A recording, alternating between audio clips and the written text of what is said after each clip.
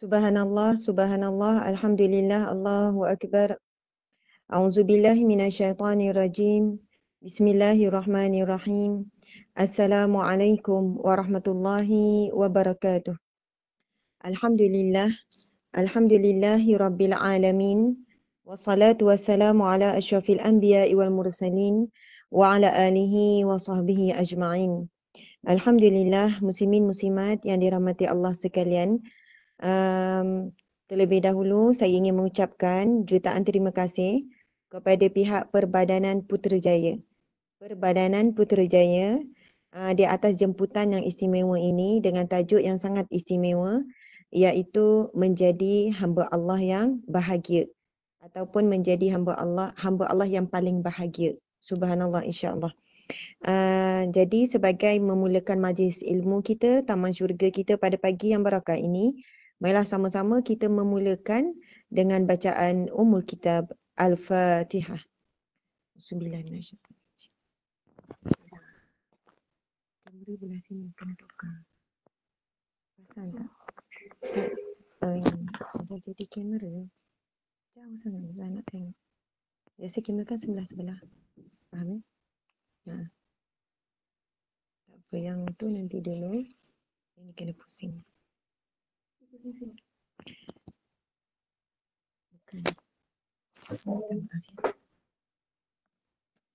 Biasa gini.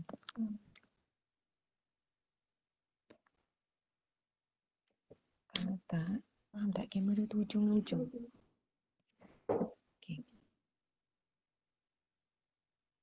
Okey, nanti ni share tu tekan. Okey, mohon maaf ya. Subhanallah. Syaitan mencari Asmaul Husna.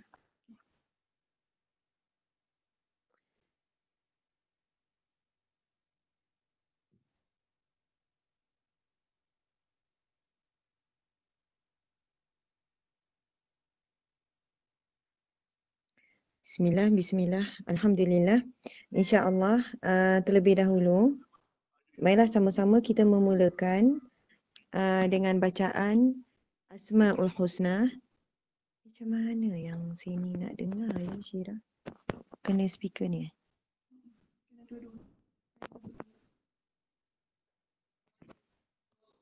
Tak faham. Macam ni? Kena sabut sebelah tu speaker tu. Letak juga sekali. Speaker ni kan? Okey. Okey, subhanallah. Okey, insya-Allah muslimin muslimat yang dirahmati Allah sekalian, kita sama-sama mengalungkan bacaan Asmaul Husna terlebih dahulu, insya-Allah. Bismillahirrahmanirrahim.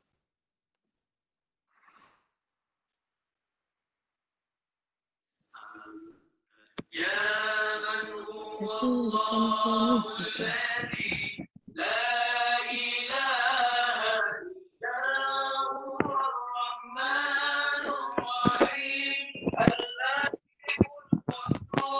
السلام المؤمن المحيي العزيز الجبار المتكبر الخالق البارئ المصور الغفار القهار الوهاب الرزاق الفتاح العليم القابض الباسط الخافض الرافع المعز المذل السميع البصير الحكم اللطيف الخبير العليم العظيم الغفور الشكور العلي الكبير الحفيظ المقيم الحسيب الجليل الكريم الرقيب المجيب الواسع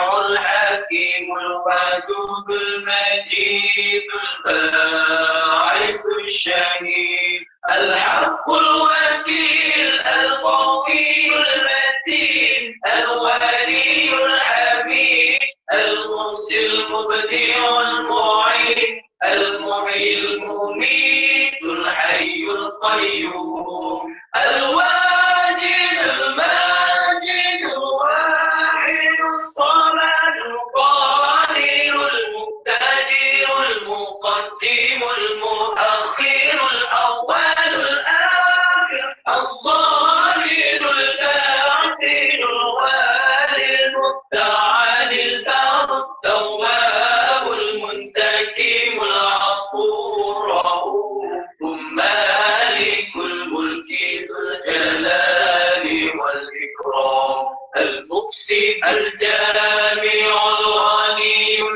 القوي البارع الضار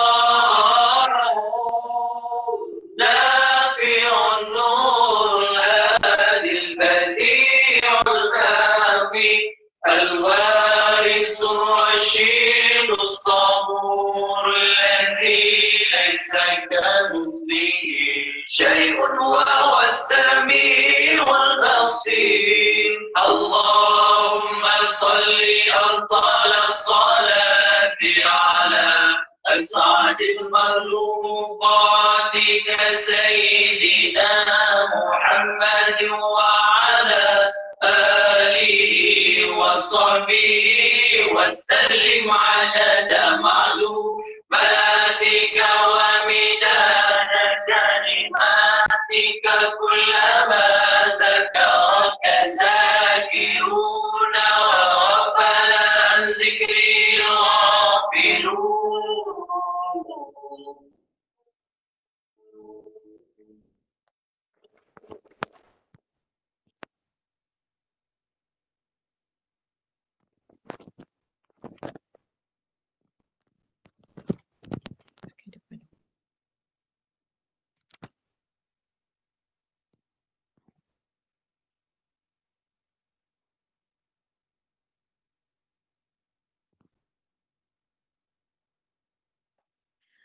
Subhanallah, subhanallah, alhamdulillah, Allahu Akbar. A'udzubillahi minasyaitanirrajim. Bismillahirrahmanirrahim. Alhamdulillah, alhamdulillahi rabbil alamin. Wassalatu wassalamu ala asyrafil anbiya'i wal mursalin wa ala alihi wa sahbihi ajma'in. Rabbi syrah li sadri wa yassir li amri wahlul 'uqdatam min lisani yafqahu qawli. Allahumma aftah alaina hikmataka wanshur alaina min khazaini rahmatika ya arhamar rahimin. Allahumma ja'alna minas salihin. Ya Allah, golongkanlah kami di kalangan hamba-Mu yang saleh.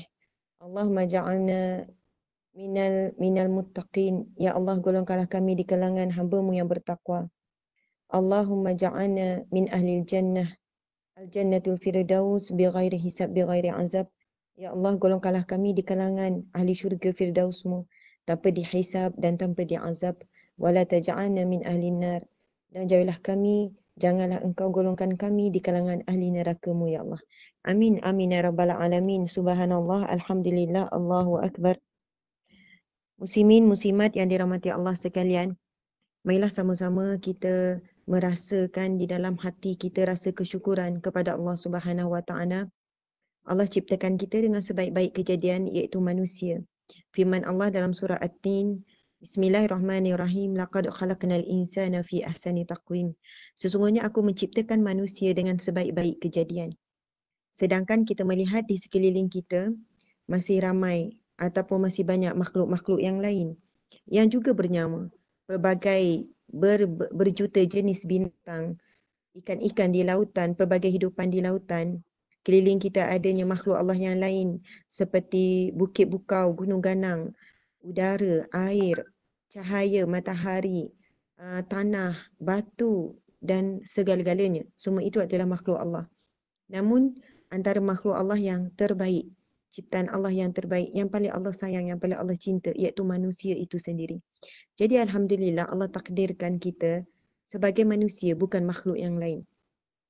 Kemudian syukur kepada Allah Subhanahu Wa Taala, kita lahir manusia sebagai umat Nabi Muhammad sallallahu alaihi wasallam. Ini adalah sebesar-besar kebahagiaan. Sebagai makhluk menjadi manusia itu dah sangat bahagia. Kemudian yang kedua, kalau kita perhatikan ya muslimin muslimat sekalian, makhluk yang paling berhak, yang paling ada banyak sebab untuk bahagia adalah manusia. Allah Subhanahu Wa Taala menundukkan segala makhluk yang lain untuk manusia. Cuba kita lihat, manusia adalah makhluk yang kecil saja jika dibandingkan dengan binatang-binatang makhluk yang lebih besar. Apa binatang ataupun makhluk yang lebih besar? Bukit bukau. Mungkin kita sebut gunung ganang ataupun lautan dan sebagainya.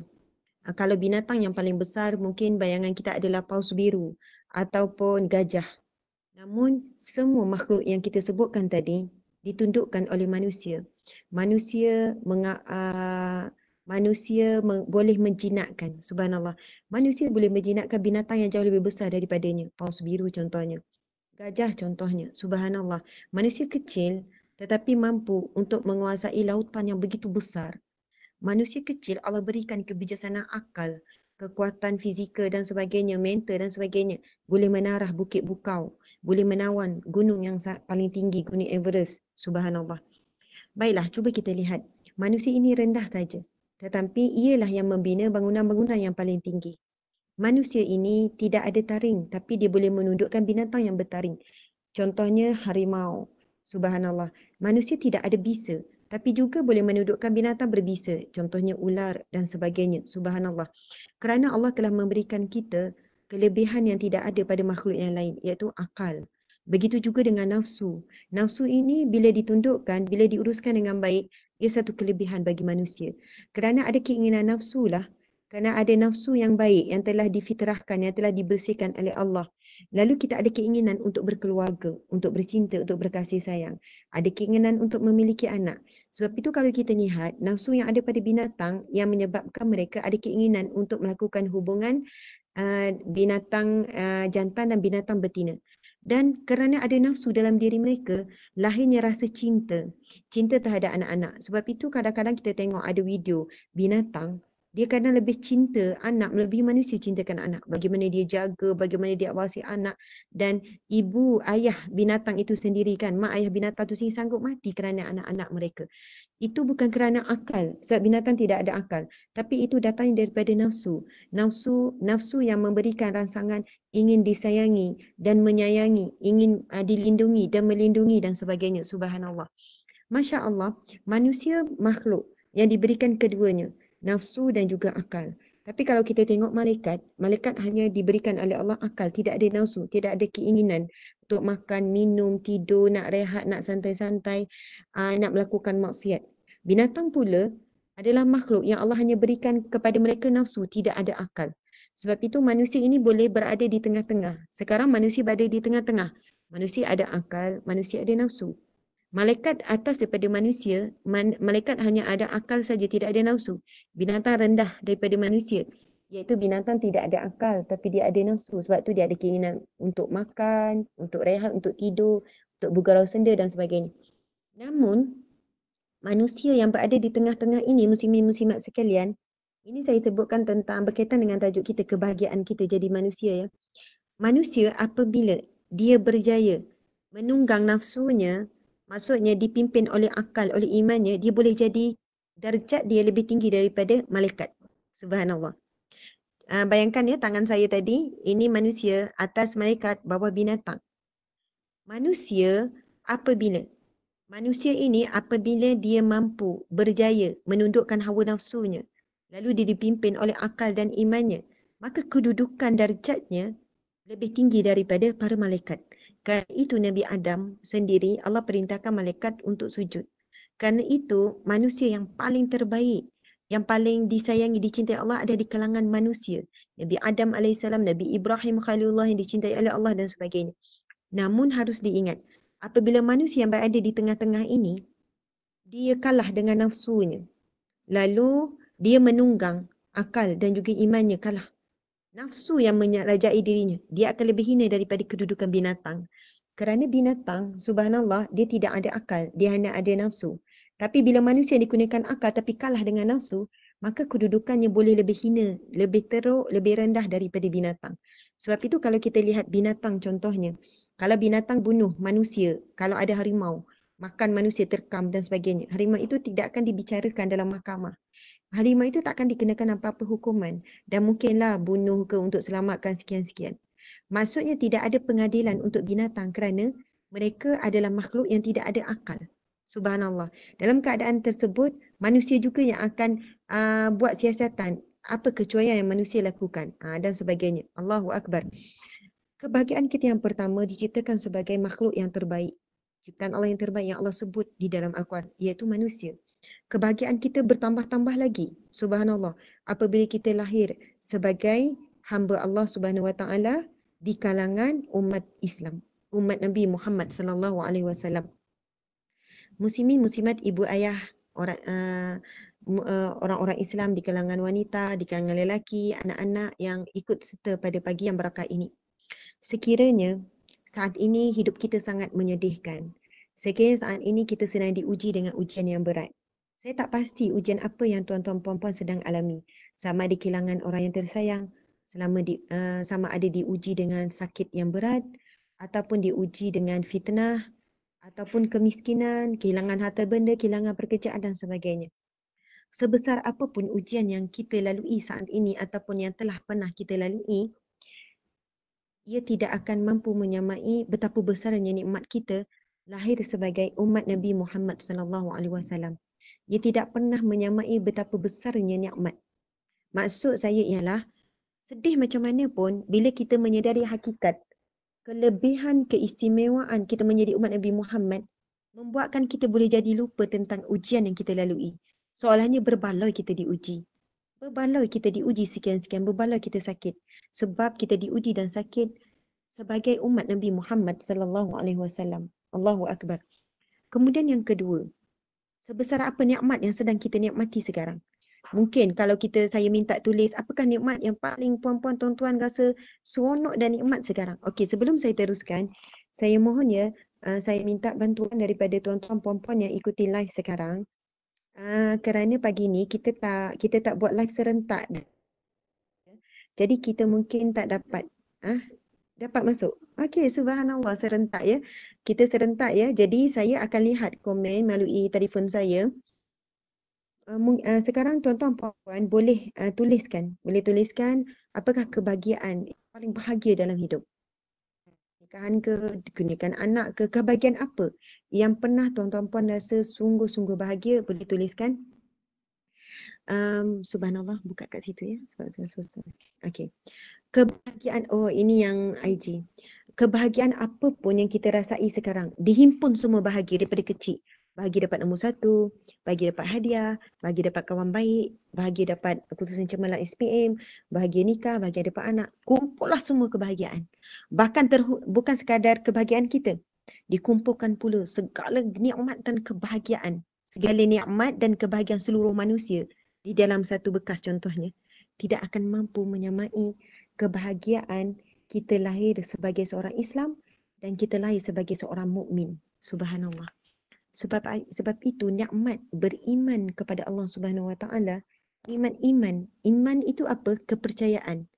Percaya adanya Allah, percaya kepada Allah, yakin Allah akan tolong kita, yakin Allah Maha mendengar, percaya Allah Maha melihat, yakin Allah itu Maha adil, yakin Allah sedang jaga kita, yakin dalam tawakal kita.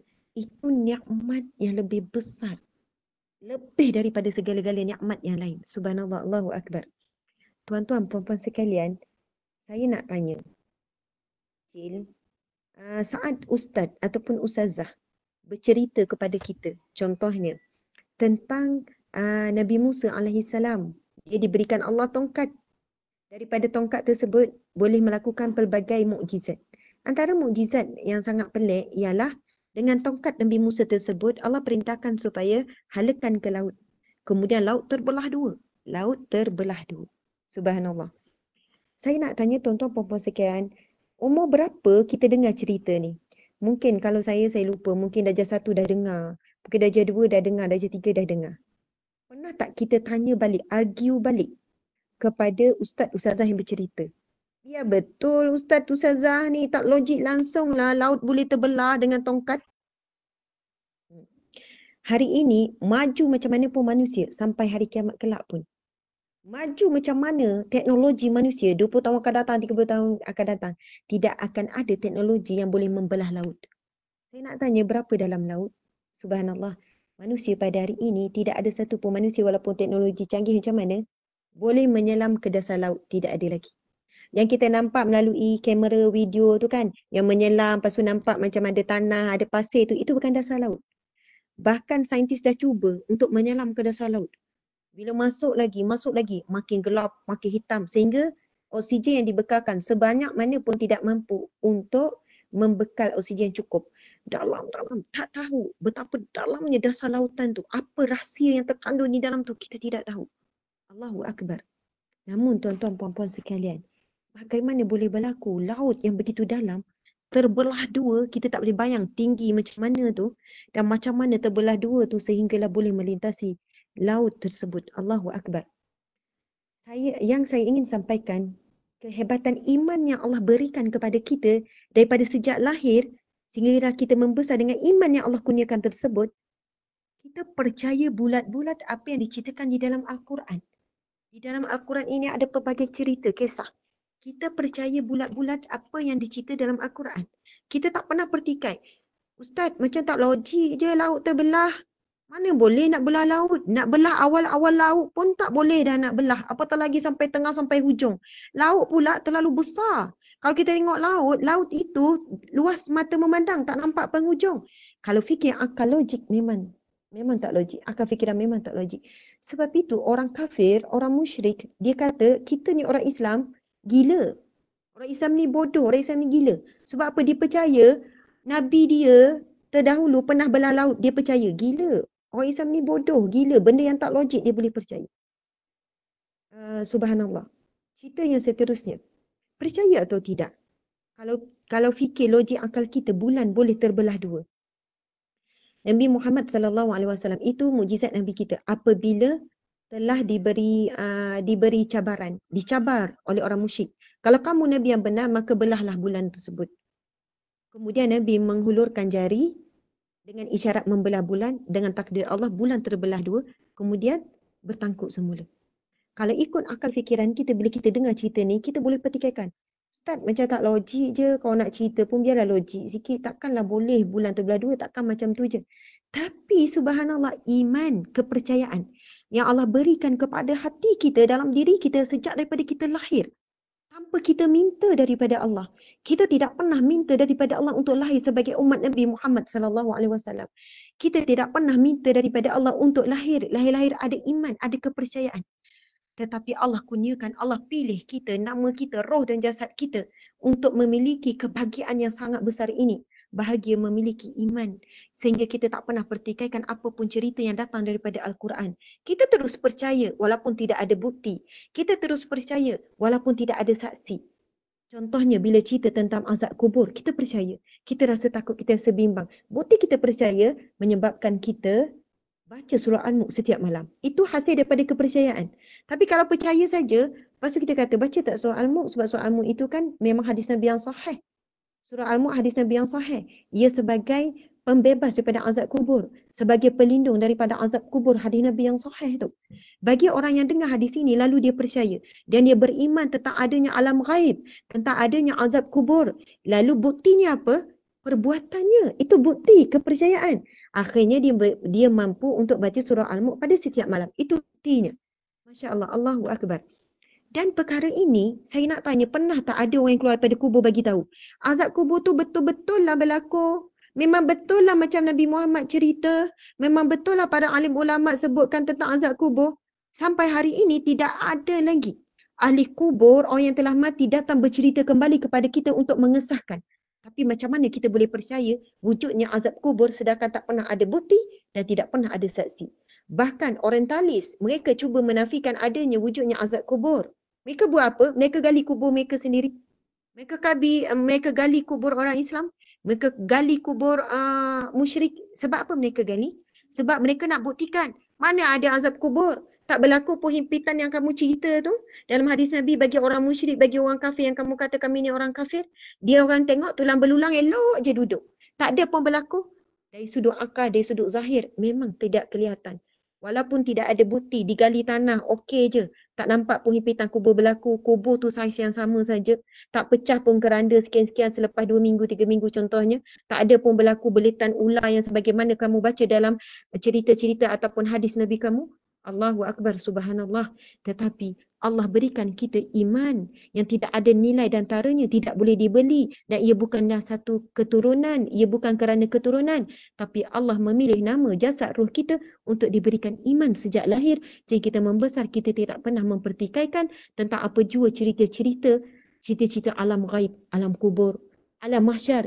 Bila kita baca cerita tentang alam mahsyar, kita dengar ceramah-ceramah tentang Dajjal, tentang hari kiamat, tentang dosa, tentang pahala. Allahu Akbar. Masya Allah. Kita salat.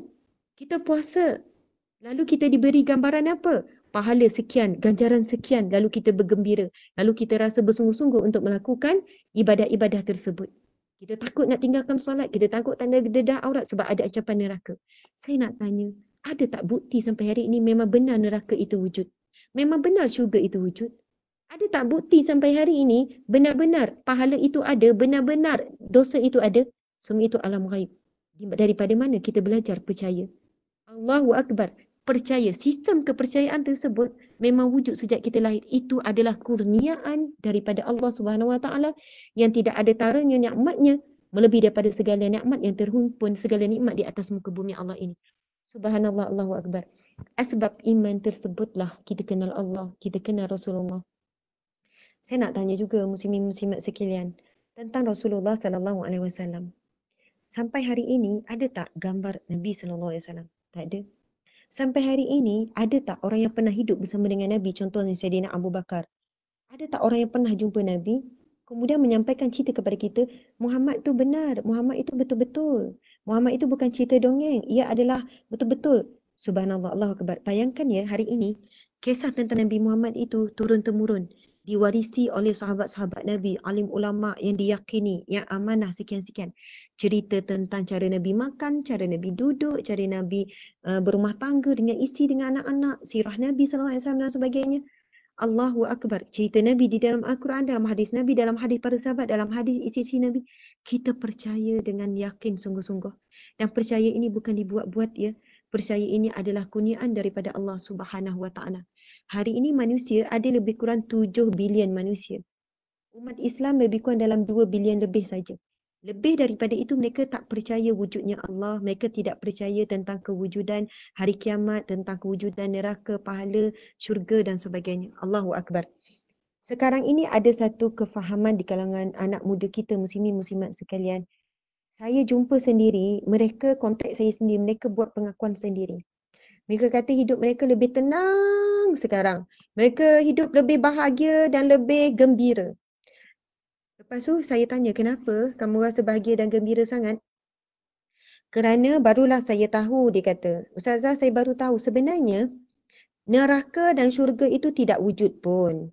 Kedua, dia kata sebenarnya pahala dan dosa tu tak wujud pun.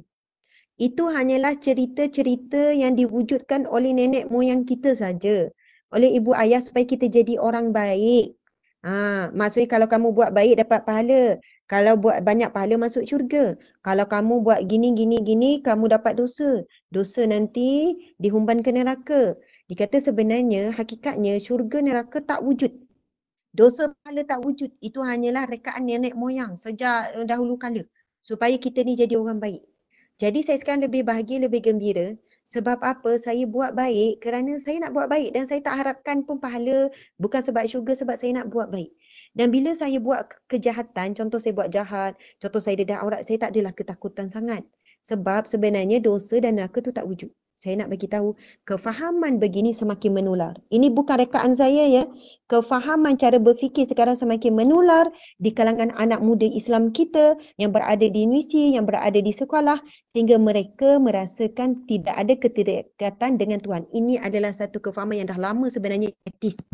Iaitu kefahaman tidak wujudnya Tuhan. Maka tidak ada apa-apa setelah mati dan tak berlaku pun sakaratul maut tu tak. Itu sakit biasa, orang nak mati memang sakit. Dan tak berlaku pun azab kubur. Setelah mati kita berakhir, begitu saja. Tidak ada lagi kehidupan lain setelah mati. Jadi mereka tak takut pun nak menghadapi kematian. Mereka tak takut pun tentang azab kubur dan sebagainya. Jadi mereka kata, hidup saya sekarang lebih bahagia dan lebih gembira. Allahu Akbar, subhanallah. Walaupun di luar mereka pakai tudung, walaupun di luar nampak mereka orang Islam macam biasa, tapi kefahaman tersebut telah mula menular, membebaskan manusia daripada hidup bertuhan. Itulah azab dan musibah yang paling berat. Allahu Akbar, Masya Allah.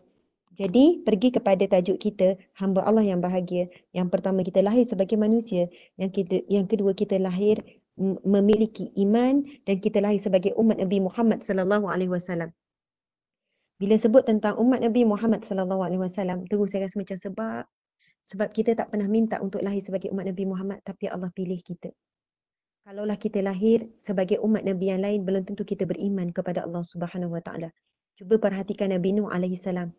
950 tahun melakukan dakwah, Lebih kurang. Paling ramai pun riwayat ada berbeza. Ada kata 40, ada lebih rendah. Yang paling tinggi pun sekitar 80 orang saja sepanjang 950 tahun Nabi Nuh melakukan dakwah. Hanya jumlah tersebut saja yang beriman kepada Allah Subhanahu Wa Taala, yang mengakui kenabian Nabi Nuh alaihi salam. Kalau lahir sebagai umat Nabi Musa belum tentu juga. Umat Nabi Daud dan sebagainya, umat Nabi Lut dan sebagainya. Semuanya jumlah yang mengikuti dan beriman kepada Allah sangat sedikit. Begitu juga dengan umat Nabi Ibrahim alaihi salam. Allahu Akbar. Dan kelebihan umat Nabi Muhammad dipersaksikan, disebut oleh para malaikat, disebut oleh Nabi SAW dan diperakui oleh sekalian Nabi-Nabi yang lain. Masya Allah, Allahu Akbar. Pernah Nabi Musa AS yang diberi gelaran Kalamullah membaca kitab Taurat. Lalu Nabi Musa AS berkata kepada Allah, bertanya kepada Allah, Ya Allah, aku membaca dalam kitab Taurat ini suatu umat yang terbaik yang akan dikeluarkan di kalangan manusia. Jadikanlah ia umatku. Lalu Allah menjawab, ia milik Ahmad, ia milik Muhammad, ia milik umat Nabi Muhammad SAW saja. Ia umat Muhammad sahaja. Allahu Akbar. Itu disebut di dalam Al-Quran. Kuntum khaira ummatin ukhrijat linnas ta'muruna bil ma'ruf wa tanhauna 'anil munkar wa tu'minuna billah. Kamu adalah umat yang terbaik yang akan dikeluarkan di kalangan manusia, yang menyuruh kepada kebaikan, yang mencegah kemungkaran, yang beriman kepada Allah Subhanahu wa taala. Kemudian yang kedua, Nabi Musa alaihi salam bertanya kepada Allah, berdoa, Ya Allah, aku membaca dalam kitab Taurat ini suatu umat yang terbaik yang mampu menghafal dan mengingati kitabnya. Jadikanlah ia umatku. Lalu Allah menjawab, ia milik Ahmad. Ahmad juga adalah salah satu nama Nabi kita ya. Nabi Muhammad, Ahmad yang terpuji. Allah menjawab, ia milik Ahmad. Allahu Akbar. Muslimin, muslimat yang dirahmati Allah sekalian. Kita tahu ada 4 kitab. Zabur, Taurat, Injil, Al-Quran. Dan ada suhuf, mashaf yang lain. Kitab yang paling tebal adalah Al-Quran. Dan umat terdahulu, umat Nabi-Nabi yang terdahulu tidak ada yang mampu menghafal kitab-kitab. Sebab itu kitab-kitab Nabi yang terdahulu semuanya diselewengkan. Tetapi Al-Quran, subhanallah, Allahu Akbar, diperakui oleh Allah Subhanahu Wa Taala di dalam firman-Nya, Al-yawma akmaltu lakum dinakum wa atmamtu alaikum ni'mati wa raditu lakumul Islam madina. Sadaqallahul azim. Allah berfirman yang bermaksud, pada hari ini telah aku sempurnakan syariatku, telah aku sempurnakan agamaku, telah aku sempurnakan al-yawma akmaltu lakum dinakum, cara hidupmu, syariatmu dan sebagainya. Dan aku redha Islam itu adalah agamamu. Orang Yahudi ketika turunnya ayat ini, subhanallah, ketika Nabi bacakan ayat ini di padang Arafah pada saat-saat akhir kematian Nabi SAW. Ini berlaku, saya lupa, beberapa hari sebelum kewafatan Nabi SAW. Ini di antara ayat yang terakhir yang turun. Ayat-ayat yang terakhir turun dan Nabi bacakan ketika itu di padang Arafah di hadapan para muslimin dan juga didengari juga oleh musyrikin. Tak silap saya 40 hari ataupun sebulan ataupun 2 bulan sebelum kewafatan Nabi SAW. Ketika orang Yahudi Bani Israel mendengar kalimah ini, mereka kata, kami sejak nenek moyang ni Bani Israel menanti-nantikan ayat ini turun untuk kami. Tapi akhirnya ayat ini turun untuk umat Muhammad SAW. Sebab ayat itu ayat yang sangat istimewa, lebih besar daripada segala-galanya apabila Allah Subhanahu Wa Taala memberikan pengisytiharaan. Bila Allah memperakukan, mempersaksikan, Al-yawma akmaltu lakum dinakum, pada hari ini telah aku sempurnakan agamamu, syariatmu, cara hidupmu. Allah beri kesempurnaan itu kepada siapa? Umat Nabi Muhammad SAW menerusi Al-Quran. Allahu Akbar, Masya Allah. Dan umat Nabi Muhammad SAW diberikan oleh Allah Subhanahu Wa Taala kelebihan, mampu menghafal Al-Quran word by word, harf by harfin bil harfin. Maksudnya huruf, satu huruf, setiap huruf dan setiap baris tidak ada kesilapan oleh hafiz-hafizah kita. Sebab itu Allah jamin Al-Quran ini dijaga oleh Allah sendiri daripada awal sehinggalah kiamat. Allahu Akbar. Bayangkan betapa hebatnya. Saya nak tanya tuan-tuan, puan-puan, muslimin, muslimat sekalian. Mungkin kita ada buku yang sangat kita suka. Contoh adalah buku senipis sini saja. Ataupun buku cerita. Antara buku, subhanallah, ada banyaklah buku kecil-kecil. Contoh ada buku kecil yang saya sangat suka selalu baca. Selalu ulang-ulang. Dah baca ulang lagi, dah habis ulang lagi. Satu buku namanya Mutiara Tasawuf. Ibnu Athaillah oleh Dr. Rashidi Jamil Ar-Rashid. Subhanallah. Saya sangat suka. Kadang bawa masuk bilik, bawa ni. Apa-apa kalau sedih, baca buku Mutiara Tasawuf Ibnu Athaillah. Jadi sejuk hati.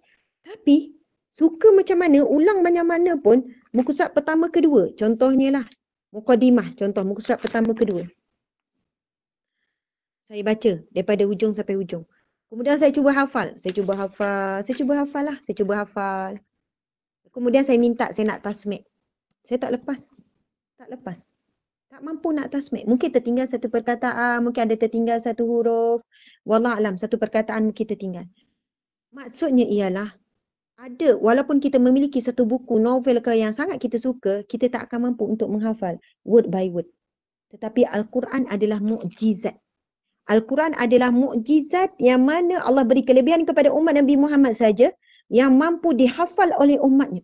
Bukannya puluh, bukannya ratus, bahkan ribuan, ratus ribu umat Islam mampu menghafal Al-Quran, bukannya kepada orang yang luar biasa saja. Ada orang tua, umur 60 hafal mampu, 70 mampu, anak kecil mampu. Allahu Akbar. Ini satu mukjizat kelebihan yang Allah kurniakan kepada umat Nabi Muhammad sahaja. Allahu Akbar, subhanallah. Kemudian Nabi Musa berdoa lagi, Ya Allah, aku membaca dalam kitab Taurat ini tentang suatu umat yang terakhir, tapi dialah umat yang pertama akan melangkah masuk ke syurga dahulu. Jadikanlah ia umatku. Lalu Allah menjawab, ia milik Ahmad. Allahu Akbar, muslimin muslimat sekalian. Bayangkan di pada mahsyar kelak, kita adalah umat yang terakhir, namun yang pertama akan dihisap oleh Allah Subhanahu Wa Taala. Umat yang lain daripada start Nabi Adam perlu tunggu dulu. Selesai umat Nabi Muhammad dulu, barulah umat yang lain dulu akan dihisap. Kemudian syurga akan dimasuki, syurga akan dibuka. Umat yang pertama akan masuk ke syurga Allah adalah di kalangan umat Nabi Muhammad sallallahu alaihi wasallam. Allahu Akbar. Terlalu besar, terlalu bahagia. Kita sebenarnya memiliki kebahagiaan yang kita tidak sedar. Kebahagiaan yang tidak ada taranya. Tapi kita masih lagi menghitung sesuatu yang Allah ambil daripada kita. Sedangkan Allah masih kekalkan iman.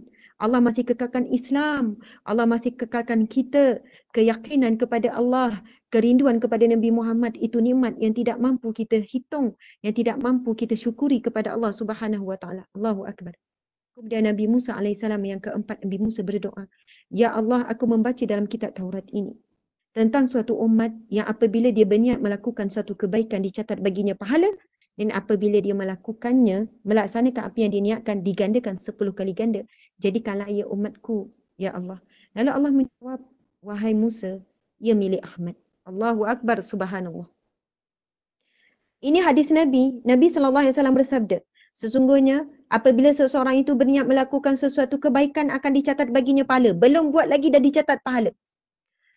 Dan apabila dia melaksanakan apa yang diniatkan akan digandakan 10 kali ganda. Allahu Akbar.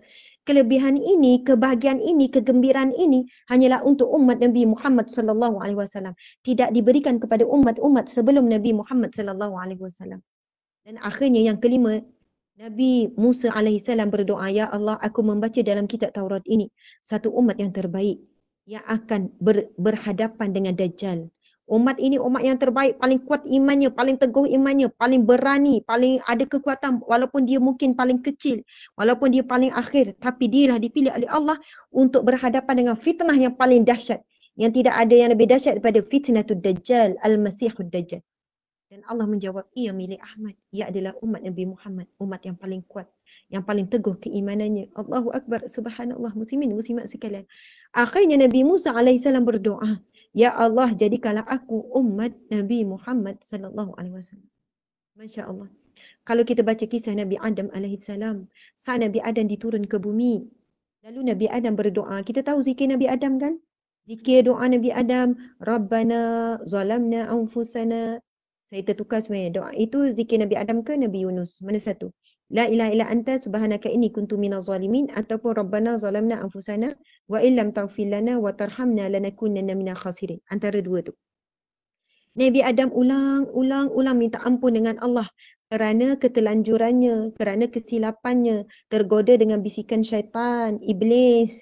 Akhirnya dia memakan buah larangan yang di dalam syurga tersebut. Lalu Allah menunjukkan kemarahannya. Lalu Allah menurunkan Adam AS di satu lembah yang sangat jauh. Kemudian manakala Siti Hawa pula disangat satu lembah yang sangat jauh. Jauh, bukannya mereka turun serentak, tak. Yang dikatakan Nabi Adam diturunkan di benua India. Wallahu alam. Kemudian Siti Hawa pula turun di Palestin ataupun di Mekah. Begitulah. Sangat jauh. Tidak ada kenderaan, memakan masa yang sangat lama untuk bertemu kembali. Adam dan Hawa untuk bertemu kembali. Atas dasar rasa cinta, atas dasar ketaatan kepada Allah dan sebagainya. Allahu Akbar. Dan Nabi Adam AS memohon ampun sehinggalah satu saat Nabi Adam meminta dengan Allah, Ya Allah, demi kemuliaan Muhammad ya Allah, demi kemuliaan Muhammad ya Allah, ampunilah aku. Lalu Allah bertanya kepada Adam, wahai Adam, bagaimana kamu tahu tentang Muhammad? Lalu Nabi Adam AS menjawab kepada Allah Subhanahu Wa Taala, Ya Allah, ketika berada di syurga, aku melihat di singgasanamu nama La ilaha illallah Muhammadur Rasulullah. Allahu Akbar. Sudah tentu Muhammad itu seseorang yang paling istimewa dan sangat istimewa. Bayangkan ya, ketika Allah ciptakan Nabi Adam, sebenarnya ketika itu sudah pun terpahat nama Nabi kita Nabi Muhammad sallallahu alaihi wasallam di syurga Allah. Allahu Akbar. Sebab itu muslimin muslimat sekalian, kita adalah umat Nabi Muhammad, umat yang paling beruntung. Kita sangat terhutang budi, kita sangat, Allahu Akbar, tidak ada mampu perkataan untuk kita ungkapkan. Kita sangat bertuah kerana kita menjadi umat Nabi Muhammad sallallahu alaihi wasallam, suatu nabi yang diberi kelebihan di dunia, di padang mahsyar kelak, sampailah selama-lamanya. Allahu Akbar. Sehingga kan digambarkannya di padang mahsyar kelak, ketika manusia bertempiaran ketakutan di padang mahsyar yang sangat mengerikan, keluar bunyi neraka yang sangat menggerunkan, bauhannya neraka yang boleh terhidu sejauh 500 tahun perjalanan, bahang api neraka boleh terasa 500 tahun perjalanan. Manusia sangat ketakutan. Ketika itu manusia mencari nabinya. Manusia mencari nabi masing-masing. Lalu setiap nabi akan serendek angkat tangan. Sesungguhnya aku tidak pernah melihat kedahsyatan, aku tidak pernah lihat kemurkaan dan kemarahan Allah, kemarahan Tuhan, kemarahan Allah seperti mana marahnya Allah pada hari ini, dan aku sendiri tidak menjamin diriku. Lalu semua Nabi menjawab, nafsi, nafsi, diriku, diriku. Maksudnya Nabi pun berkata, Nabi-Nabi yang lain semua berkata, aku tidak mampu untuk menjamin dirimu. Diri aku pun aku tidak pasti. Allahu Akbar. Namun akhirnya seorang Nabi berkata, pergilah cari Muhammad, kerana itulah satu-satunya Nabi, satu-satunya manusia yang boleh memberi syafaat, yang boleh memberi bantuan kepada manusia yang lain. Allahu Akbar. Maksudnya kita ini pertolongan daripada Nabi SAW, kita telah dapat syafaat Nabi itu, kita telah dapat saat kita hidup, saat kita nak menghadapi sakaratul maut, saat kita di alam kubur, bahkan saat kita di padang mahsyar. Nabi SAW sangat mencintai kita, sangat menyayangi kita, sentiasa meminta kebaikan untuk kita, sentiasa meninggalkan sesuatu untuk kita menjadi tempat bertaut. Apa dia? Selawat kepada Nabi SAW. Nabi SAW bersabda, Man salla alayya salatan wahidatan sallallahu alaihi asyara salawat. Barang siapa yang bersalawat kepadaku satu kali, Allah akan bersalawat kepadanya 10 kali. Maksudnya dengan kita bersalawat pada Nabi, ia akan mendatangkan rahmat Allah kepada kita. Allah bersalawat kepada kita. Muslimin muslimat sekalian, kita ni siapa untuk dapat selawat daripada Allah? Terlalu banyak dosa, terlalu sedikit amal soleh kita. Kita terlalu banyak penyakit hati. Kita terlalu malas untuk beribadah. Tetapi asbab berselawat kepada Nabi SAW menjadi asbab melayakkan kita untuk dapat selawat daripada Allah, iaitu rahmat Allah Subhanahu Wa Taala. Betapa besarnya tinggalan Nabi untuk kita, supaya kita kekal berada dalam rahmat Allah, kita kekal dalam jagaan Allah, supaya kita kekal menjadi hamba Allah yang baik. Nabi suruh berselawatlah banyak-banyak, sentiasalah berselawat kepada Nabi SAW. Itu bukan untuk Nabi. Nabi tidak mengharapkan kita. Nabi tidak memerlukan kita. Nabi berada di tempat yang sangat istimewa di sisi Allah. Tetapi selawat untuk Nabi itu adalah untuk diri kita. Dan kenapa Nabi menggesa kita? Bahkan Allah mewajibkan kita berselawat ke atas Nabi. Di dalam Al-Quran Allah Subhanahu Wa Taala berfirman, Ya ayyuhallazina amanu, Ya ayyuhallazina amanu, sallu alaihi wa sallimu taslima. Wahai orang-orang yang beriman, ucapkanlah salam dan berselawatlah ke atas Nabi SAW. Inna Allah wa malaikatahu yusalluna ala nabi. Ya ayyuhallazina amanu sallu alaihi wa sallimu taslima. Wahai orang-orang yang beriman, ucapkanlah selawat dan salam ke atas siapa? Ke atas Nabi Muhammad SAW. Sehingga kan jadi wajib, rukun yang wajib di dalam solat. Ketika at-tahiyat kita ada berselawat ke atas Nabi SAW. Bukan kerana Nabi memerlukan selawat itu, tetapi kerana kita memerlukan rahmat Allah. Dan bagaimana asbab? Melalui selawat. Subhanallah, Allahu Akbar. Muslimin, muslimat sekalian, saya mohon maaf sebab tajuk kita pada hari ini, tajuk berkenaan dengan menjadi hamba Allah yang bahagia, hamba Allah yang paling bahagia. Dan saya mohon maaf sekiranya saya terheret dengan keinginan ataupun rasa perasaan untuk berkongsi rasa betapa besarnya kesyukuran kita menjadi umat Nabi Muhammad sallallahu alaihi wasallam. Allahu Akbar. Saya tidak boleh nak mengupas panjang lagi sebab kalau tajuk tentang berkenaan umat Nabi Muhammad, tentang Maulidur Rasul, kita boleh kupas panjang tentang kelebihan kita menjadi umat Nabi Muhammad sallallahu alaihi wasallam.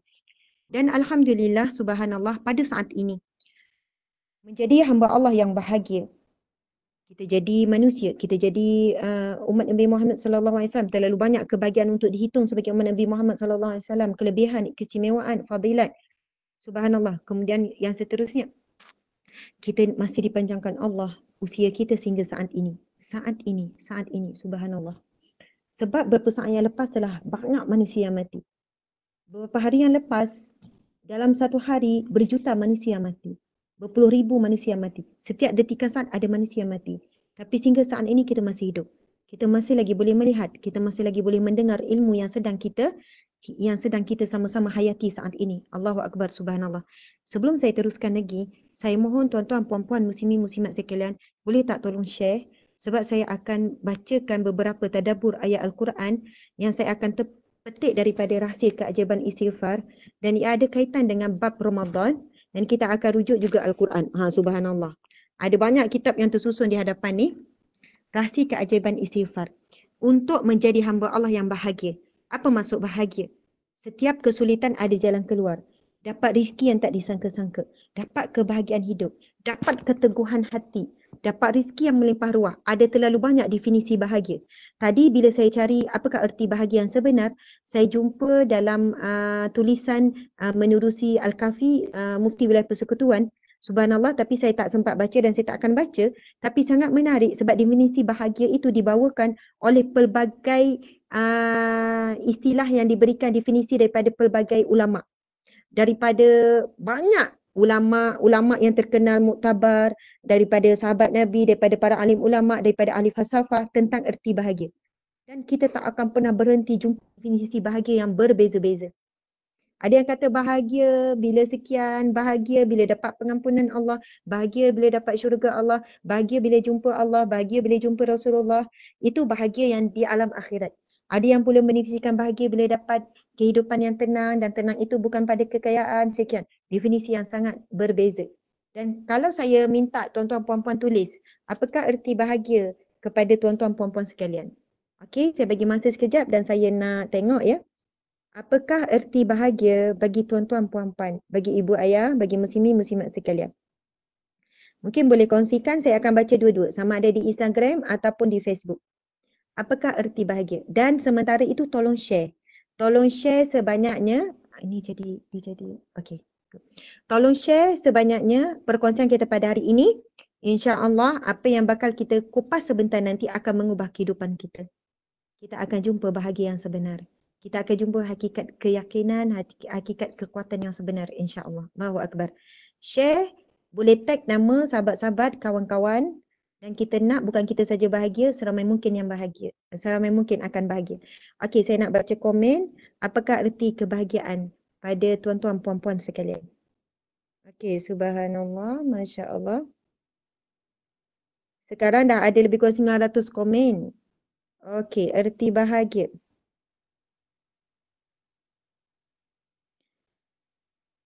Allahu Akbar, Allahu Akbar. Okey. Subhanallah, saya kena tengok live. Bahagia itu Anisah dan Muhammad Hafiz. Ni suami isteri lah ni. Dia sebut bahagia itu bila sesuatu yang melapangkan hati, tenang, tiada masalah. Nazariah Mohtar sebut jiwa tenang. Takafur Maraizah Mahmur, don't share. Bahagia bila mana segala apa yang kita buat, bahawa kita semakin dekat dengan Allah, coretan daripada Nurul. Hamidah Marisa sebut, banyakkan salawat pada Nabi. Aida Munira, bahagia dapat bersama-sama mencintai Allah dan Rasulullah menuju syurga Firdaus. Princess Umirat sebut, bahagia bila hubungan silaturahim di antara adik-beradik baik, langsung menjadikan anak terbaik buat ibu ayah. Subhanallah, itu bahagia dia. Bahagia bila sentiasa bersyukur dengan nikmat. Bahagia ini Nur Nazifah. Nurizan sebut, bahagia ialah bila hidup sebagai sebenar-benar hamba Allah. Kita akan lihat berbeza definisi bahagia. Syira boleh bagi Ustazah yang yang IG. Bahagia bila kita sedar berapa untungnya kita sebagai umat Nabi Muhammad. Subhanallah. Jadi kalaulah kita ada banyak kesedihan, banyak kedukaan, sekarang tolonglah berbahagia. Sebab sebanyak mana sebab untuk kita derita, sedih, kita ada masih banyak sebab untuk bahagia. Sebanyak mana pun sebab kita untuk sedih, untuk derita, kita ada lebih banyak sebab untuk kita bahagia pada saat ini. Allahu Akbar. Okey, kalau Instagram pula sebut, Masya Allah Instagram sebut, bila wujud keimanan dalam diri, bahagia dengan nikmat yang diberikan. Hamba-Mu yang paling bahagia. Okey, bahagia bila rasa nak sangat beribadah, jika terlepas rasa sedih. Bila hadapi ujian tetap tenang dan juga redha. Bila wujud keimanan dalam diri, bahagia itu bila kita rasa tenang dan tak ada masalah. Sihat, murah rezeki, hubungan silaturahim antara saudara mara dan kawan-kawan baik. Masya Allah, Allahu Akbar. Ada banyak lagi definisi. Mariana, bahagia dapat jadi hamba Allah, jadi anak yang baik, anak yang soleh-solehah, sentiasa tenang, bahagia dunia, sihat tubuh badan. Allahu Akbar, Masya Allah. Okey, sebelum saya nak kongsikan apa kaitan menjadi hamba Allah yang bahagia ini, bahagia itu subhanallah bukan pada sihat semata-mata. Tapi ramai di sana orang yang sakit tapi tetap bahagia. Sebab daripada sakit tersebut dia kenal Tuhannya. Daripada sakit tersebut dia kenal siapa orang yang paling sayang dengannya. Daripada sakit tersebut dia telah banyak berzikir kepada Allah. Daripada sakit tersebut dia telah banyak bersedekah. Subhanallah, akhirnya daripada sakit tersebut dia kembali kepada Allah dengan jiwa yang tenang, jiwa yang selamat. Ini Nabi SAW sebut, yauma la yanfa'u malun wala banun illa man atallaha biqalbin salim. Di hari yang tidak ada manfaat sedikit pun harta benda anak pinak kamu illa kecuali yang mendatangi, yang jumpa dengan Allah dengan jiwa yang selamat. Saya sebut tentang sakit kan, Masya Allah. Muslimin, muslimat sekalian, sebelum subuh, malam tadilah sebelum subuh, sekali lagi minta maaf, saya nak bercerita, saya nak tumpang sekejap. Saya dapat mesej yang panjang daripada Ustazah Nur Hafizah Musa. Ustazah Nur Hafizah Musa semua orang kenal kan? Tentang kakak dia. Kakak dia Ustazah Nur Hayati Musa. Ustazah Nur Hayati Musa ni adalah kawan baik saya. Saya anggap dia sebagai ibu, kakak, kawan baik, rakan seperjuangan. Dia seorang wanita yang salehah, wanita yang baik, wanita yang tenang, wanita yang sabar, wanita yang suka senyum dan sebagainya. Lepas ni saya akan ada update. Saya dah tulis tadi, saya akan update. Kalau nak tengok siapakah Ustazah Nur Hayati Musa, boleh tengok wajah dia. 2 hari sebelum Ramadan, secara ringkas saya dah cerita. 2 hari sebelum Ramadan, dia disahkan. Baru sajalah 2 hari, lebih kurang dalam tempoh 2 minggu ni, disahkan kanser pankreas stage 4 dah merebak ke paru-paru dan juga hati. Masya Allah. Dan beberapa hari ini, dalam tempoh sehari 2 ini, khabar yang saya terima daripada Ustazah Hafizah Musa sendiri, daripada anaknya, berlaku bleeding dalaman, maksudnya pendarahan dalaman, yang mana dah masuk air, beberapa beg air, darah. Kemudian doktor cuba untuk selesaikan masalah pendarahan dalaman, bleeding dalaman. Kesan daripada pendarahan dalaman tersebut,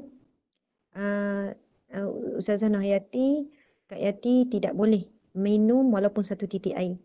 Walaupun 1 titik air kalau masuk saja, ia akan menyebabkan pendarahan dalaman tersebut semakin teruk. Apatah lagi kalau nak makan dan sebagainya. Maksud berapa hari dipuasakan. Bayangkan ya. Namun, apa yang ditulis oleh Ustazah Hafizah Musa ya. Saya mohon maaf Ustazah, saya nak baca apa yang Ustazah tulis pagi tadi yang Ustazah berikan. Allahu Akbar. Ini mesej Ustazah Hafizah Musa bagilah, ditulis pagi tadi. Malam tadi sebenarnya, mesej ni lewat malam. Asma, Kak Long Yati dah muntah-muntah. dah muntah-muntah keluar darah, sekian, ada pendarahan dalaman. Alhamdulillah sekarang stabil. Masya Allah. Kak Long Yati amat sabar dek. Tak mengeluh sedikit pun sepanjang Kak Cik jaga. Ustaz Fiza dibahasakan diri dia Kak Cik ya. Tak mengeluh sedikit pun sepanjang Kak Cik jaga. Tak bercakap apa pun, hanya zikir dengan tasbihnya. Doktor kata keadaannya sudah semakin parah. Kak Long dipuasakan tak tahu berapa lama. Subhanallah. Kerana setitik air pun akan menyebabkan pendarahan di perut dan akan masuk ke paru-paru. Kak Long diam sahaja, pejamkan mata bila dengar doktor kata sampai esok pun tak boleh makan dan minum. Allahu Akbar. Saya cerita hari itu, subhanallah, memang saya ada cerita hari itu. Bila saya tahu dia sakit, masa tu masih ada di rumah, saya pergi jumpa seorang wanita yang sangat sabar walaupun sakitnya. Bila saya tanya, Kak Yati sakit macam mana? Sebab dia sedang menahan sakit dengan zikir, dengan wajahnya dia kata, Asma, sakit ni rasa macam nak bersalin, nak melahirkan anak. Contraction tu. Tapi dia masih boleh senyum, masih boleh sabar. Dia minta tasbih, dia minta dipakaikan kain telekong dan dia nak tunaikan solat duha. Padahal dia sedang tahan sakit. Saya kata, Kak Yati, baring sajalah. Solat dalam keadaan baring. Kak Yati dah tak kuat. Kak Yati sakit sangat dah ni. Tapi dia tetap subhanallah nak solat dalam keadaan duduk menghadap kiblat yang baik. Kemudian dia solat dan ada ketikanya dia berhenti sekejap sebab menahan sakit. Setelah selesai, dia pun kata, Asma, tolong baringkan. Kemudian dia cari tasbih. Dia zikir, Allah, la ilaha illallah, salawat, subhanallah, Allahu Akbar. Muslimin, muslimat sekalian, Masya Allah. Ada di kalangan kita, bukan sebab sihat dia bahagia, tapi sakit dia bahagia. Dia bahagia dalam zikir kepada Allah. Allah mengangkat rasa sakit itu kerana nikmat zikir itu lebih jauh manis berbanding kesakitan yang dilalui. Ada orang, dia bukan bahagia sebab kaya, tapi bila jatuh miskin, dia bahagia. Saya jumpa ramai orang begini.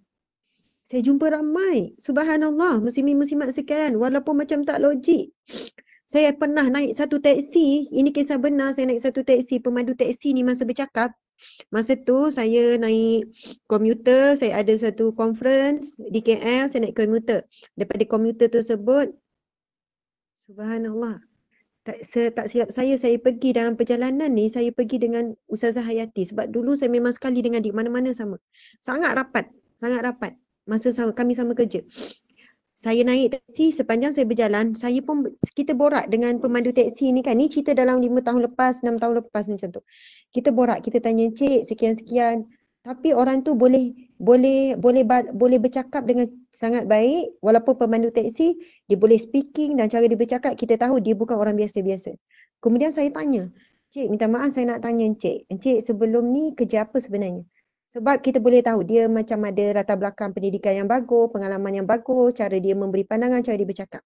Kemudian dia kata, Puan, saya sebelum ni adalah pegawai bank. Saya punya jawatan dah tinggi sangat di bank tertentu. Gaji saya 10,000. Maksudnya tinggi lah, saya tak tahu 10,000 tu banyak mana, tapi sangat tinggi. Saya bos lah, maksudnya saya pangkat tinggi juga. Saya pergi mana-mana ada driver, rumah besar, kereta besar. Saya hidup sangat mewah. Tapi keutamaan saya adalah klien. Maksudnya klien first lah. Klien tu nombor satu. Walaupun kadang saya terpaksa jumpa klien, dah masuk waktu Zohor, waktu Asar dan sebagainya, saya tetap kena sudahkan deal dengan klien. Lagi-lagi klien yang projek juta-juta, bilion dan sebagainya. Saya utamakan klien lebih daripada Allah. Itu sepanjang saya kerja. Walaupun saya tetap tunai solat, tapi saya tak mampu nak solat awal waktu, mengikut waktu dan sebagainya. Saya tak dapat waktu yang banyak untuk baca Quran dan sebagainya. Akhirnya saya ambil satu keputusan yang berat, keputusan yang memang susah.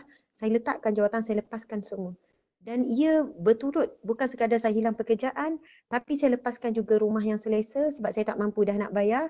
Rumah yang saya duduk sama ini sangat beli juta contohnya. Kemudian kereta, dan yang paling tak boleh terima keputusan saya ketika itu adalah isteri dan anak-anak. Isteri dan anak-anak saya. Sebab mereka dah biasa hidup mewah. Dah biasa hidup sebagai orang yang dihormati dan sebagainya.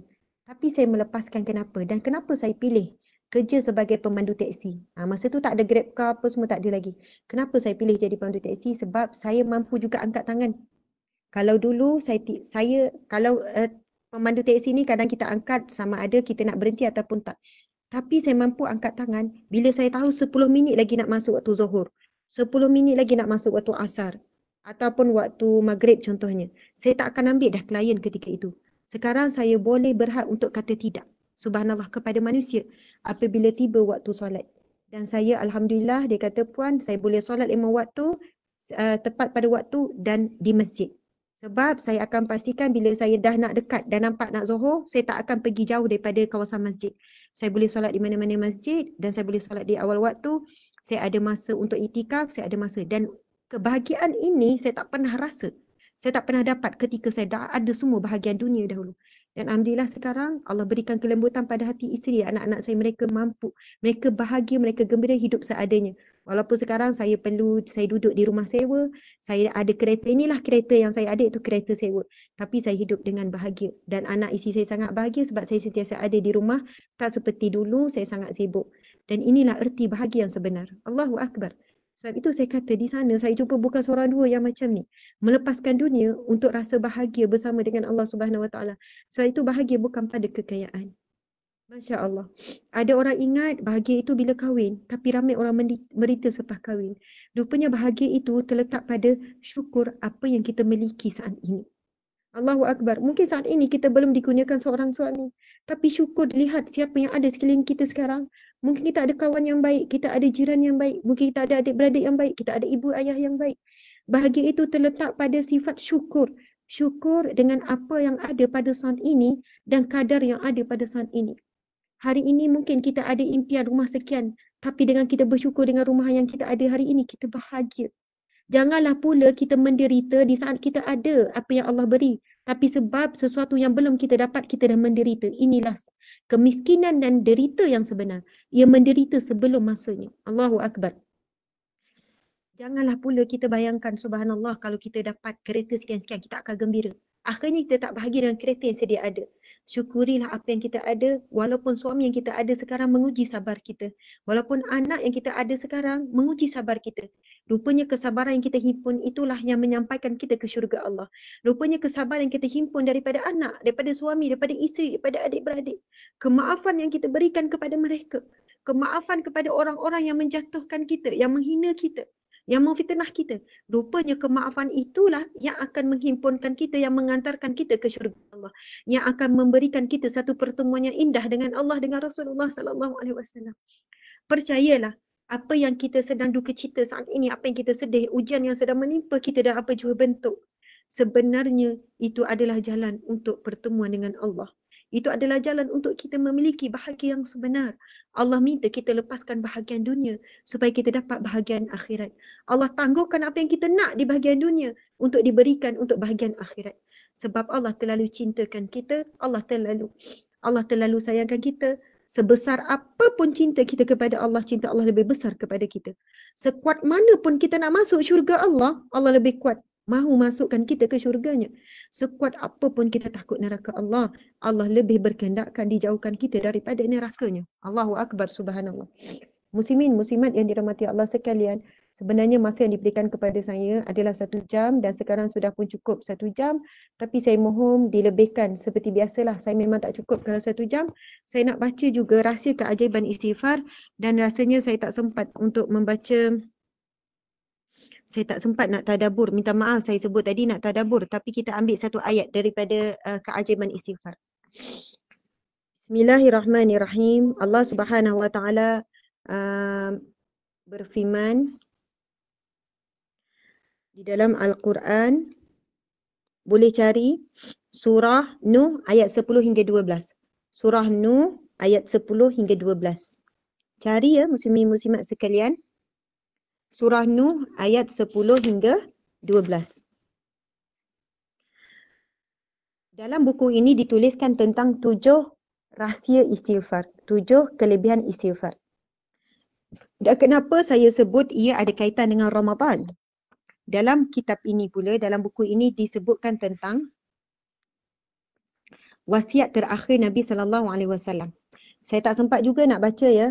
Hadis Nabi ni panjang.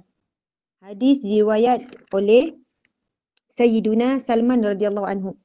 Hadis panjang daripada hujung sampai ke hujung. Hadis ini adalah khutbah terakhir Nabi SAW pada hari terakhir Sya'ban.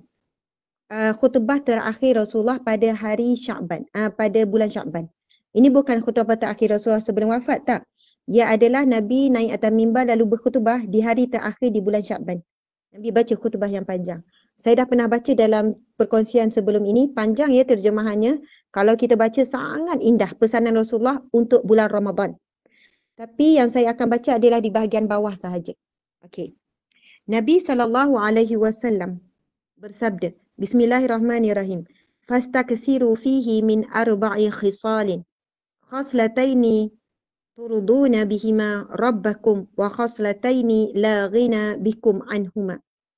Amma al-khaslatani allatani turduna bihima rabbakum fashahadatu an la ilaha illallah wal istighfar. Wa amma allatani la ghina bikum anhuma fatas'alunahu al-jannata wa tasta'izuna bihi minan nar. Sadaqa Rasulullah sallallahu alaihi wasallam. Yang bermaksud, oleh itu perbanyakkanlah 4 perkara di bulan ini. Nabi pesan kepada kita perbanyakkan 4 perkara di bulan ini. 2 perkara yang menjadikan Tuhan kamu redha dan 2 perkara lagi yang sememangnya kamu perlukan. Nabi sebut 2 perkara, Nabi sebut lakukan sebanyaknya 4 perkara ini. 2 perkara yang akan menyebabkan Tuhan kamu redha dan 2 perkara lagi yang kamu perlukan. 2 perkara yang menjadikan Tuhan kamu redha ialah perbanyakkan mengucap syahadah la ilaha illallah dan beristighfar. Banyakkan la ilaha illallah, banyakkan istighfar. 2 perkara lagi yang sangat kamu perlukan ialah memohon syurga daripadanya dan meminta perlindungannya daripada neraka. Hadis riwayat oleh Ibnu Khuzaimah dalam kitab sahih beliau. Allahu Akbar, subhanallah. Di bulan Ramadan ini, perbanyakkan 2 zikir ini Nabi sebut. Yang pertama la ilaha illallah, yang kedua istighfar, subhanallah.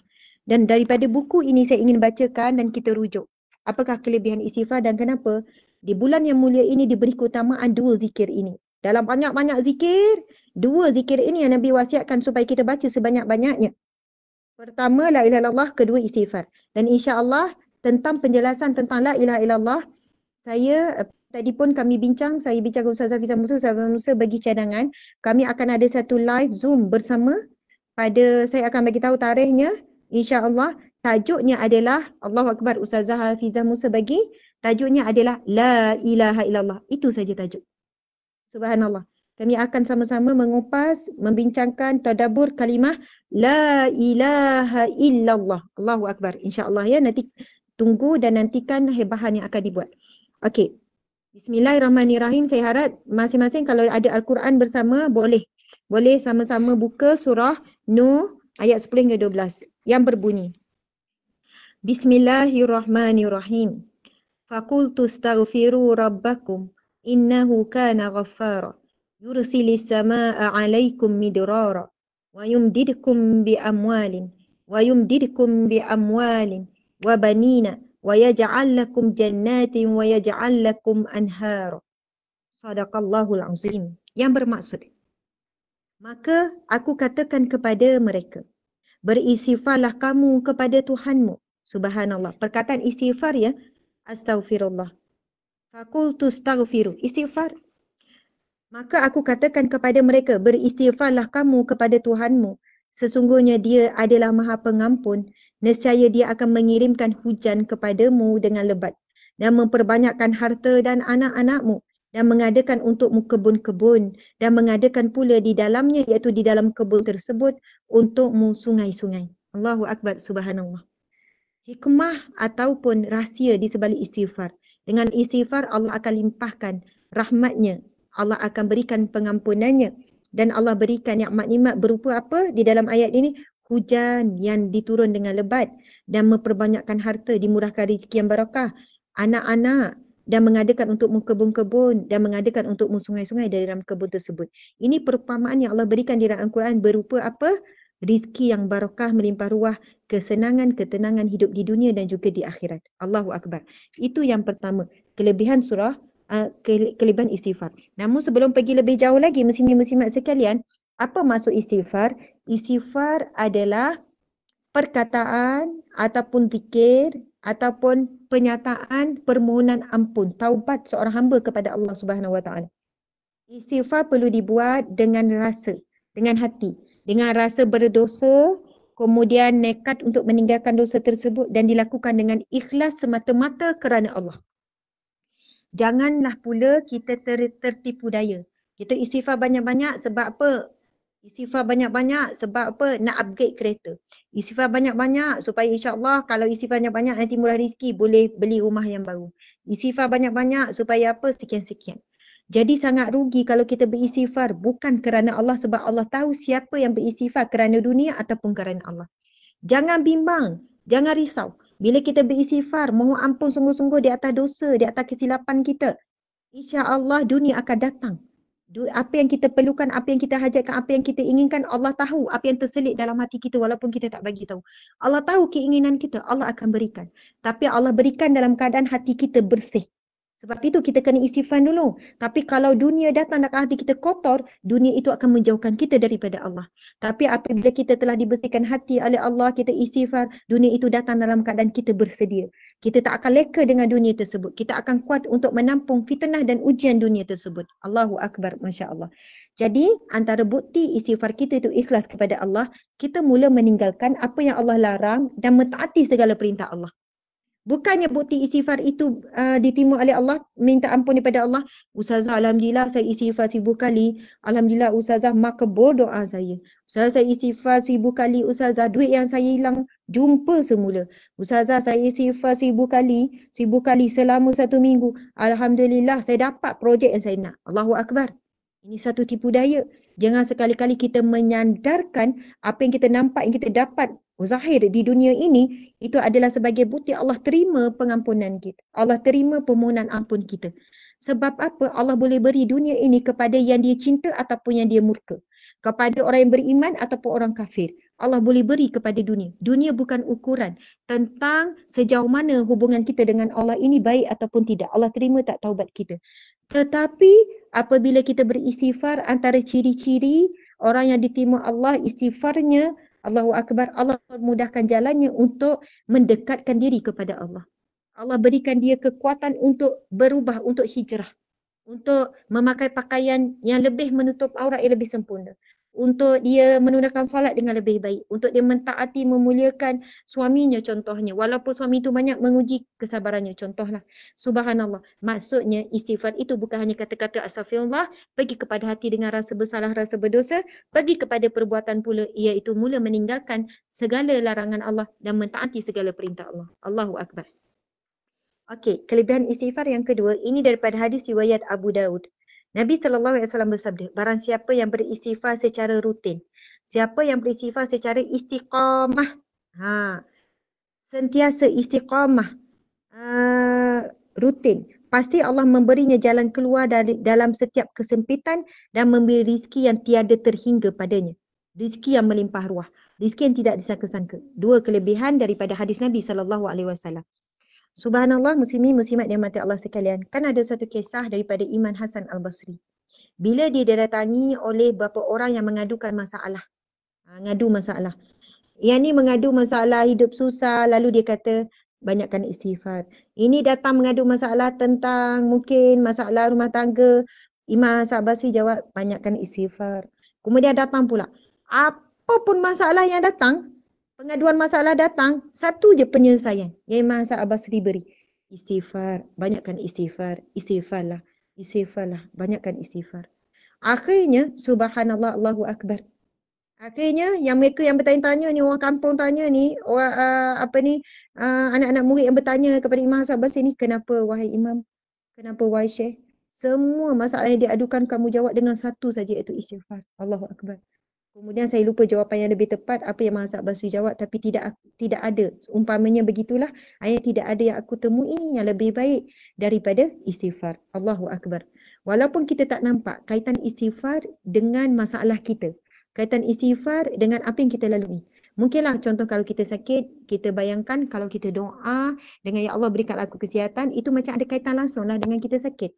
Kalau kita ada barang hilang lalu kita berdoa, ya Allah, ya Allah, ya Allah, ya Zahir, ya Maha menzahirkan, ya Allah, tunjukkanlah di mana barang tu, ya Allah, di mana aku letak, aku lupa, ya Allah, ingatkanlah balik. Kita nampak lebih ada kaitan direct. Macam mana astaghfirullah, mohon ampun, ada kaitan dengan nak jumpa barang. Bagaimana istighfar ada kaitan dengan nak bertemu jodoh. Istighfar ada kaitan dengan nak menyelesaikan masalah. Allahu Akbar. Kita merujuk tadi tu hadis Nabi SAW. Barang siapa yang beristighfar secara rutin, pasti Allah memberinya jalan keluar dalam setiap kesempitan dan beri rezeki yang tiada terhingga kepadanya. Masya Allah, Allahu Akbar. Sebab apa? Apabila Allah menurunkan pengampunannya, Allah ampunkan. Sebenarnya subhanallah, apa yang berlaku pada hidup kita, hakikatnya kerana kesilapan diri kita sendiri. Sebab dosa kita. Kita terlalu banyak mengata, mengutuk dan mengumpat orang. Sejak daripada lahir sampai sekarang. Kadang kita banyak buat dosa daripada apa? Dosa mata. Dosa lidah, dosa perbuatan dan banyak sangat dosa kita. Memang kita perlu akui kita terlalu banyak dosa. Subhanallah. Dan sebab itu Allah nak membersihkan kita daripada dosa. Allah nak membersihkan kita daripada dosa. Subhanallah. Allah nak bersihkan kita daripada dosa. Dan akhirnya, sebab apa saya pegang buku ni pula? Sebab antara kata-kata yang saya tuliskan di dalam buku pertama saya ini, kalau siapa yang pernah baca lah buku ni kalau siapa nak boleh order ya, kita ada iklan siapa yang nak beli. Subhanallah. Buku ni Sahabat Dunia Akhirat, ini selit, minta maaf. Sahabat Dunia Akhirat dah masuk cetakan ke-7 dalam tempoh 2 bulan lebih, hampir 3 bulan. Cetakan ke-7 maksudnya dalam lebih kurang 50,000 lah dah terjual naskah. Subhanallah. Ayat yang dituliskan di sini, bawah ni apa yang ditulis, jika kita tidak mampu bersihkan hati dengan amal soleh dan zikrullah, maka Allah bersihkan hati kita dengan ujiannya. Subhanallah. Jika kita tidak mampu bersihkan hati dengan amal soleh dan zikrullah, maka Allah bersihkan hati kita dengan ujiannya. Ini bukan hadis Nabi ke apa, ini kata-kata yang ilham daripada Allah yang saya tuliskan sendiri. Subhanallah. Masa saya tulis ni, rupanya bila saya baca tentang bab ujian, hadis Nabi tentang ujian, kelebihan ujian, Allah nak bersihkan hati, Allah nak bersihkan dosa. Jadi sebenarnya Allah berikan kita dua pilihan. Allah beri kita banyak pilihan, antaranya dua ni lah, subhanallah. Kalau kita tak mampu nak bersihkan hati kita dengan istiqamah, istighfar 1000 kali sehari contohnya. Istighfar 500 kali sehari contohnya. Dan Allah melihat kita lemah. Kita lemah nak istighfar, kita lemah selawat. 2 hari bolehlah istiqamah. Seminggu bolehlah, lepas tu kita dah culas balik contohnya. Kita lemah nak istiqamah dengan solat duha, dengan qiyamul lail, dengan baca Al-Quran.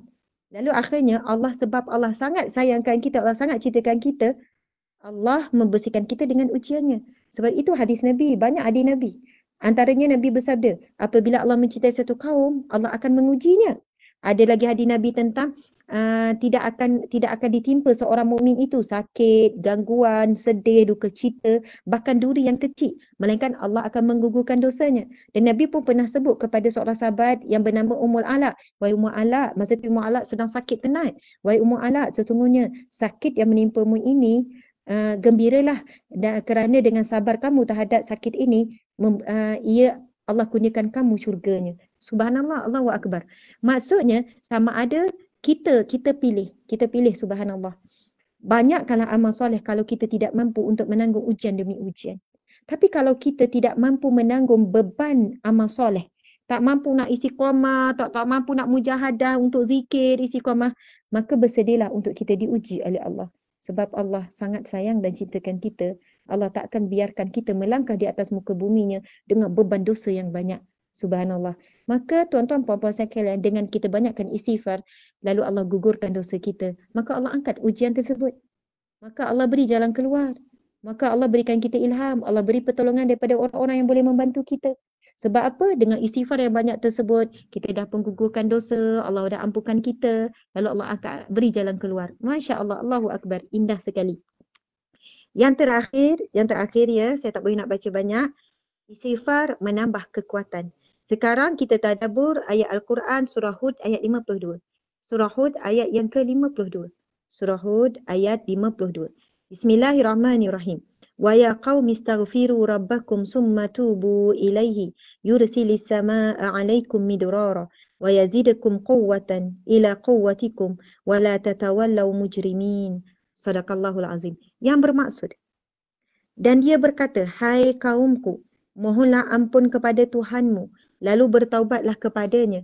Nescaya dia menurunkan hujan yang sangat lebat atasmu, dan dia akan menambahkan kekuatan ke atas kekuatanmu, dan janganlah kamu berpaling dengan berbuat dosa.